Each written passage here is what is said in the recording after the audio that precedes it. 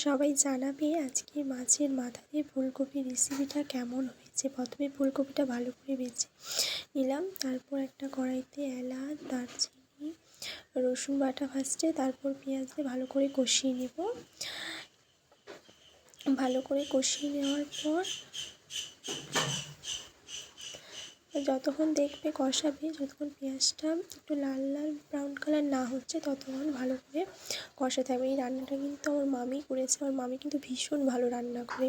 তারপর আদা বাটা দিয়ে তারপর টমেটো কুচি, তারপর গুঁড়ো লঙ্কা, তারপর হলুদ গুঁড়ো, লবণটা কিন্তু দিয়ে দিয়েছে, আমি এখানে দেখাতে ভুলে গেছি।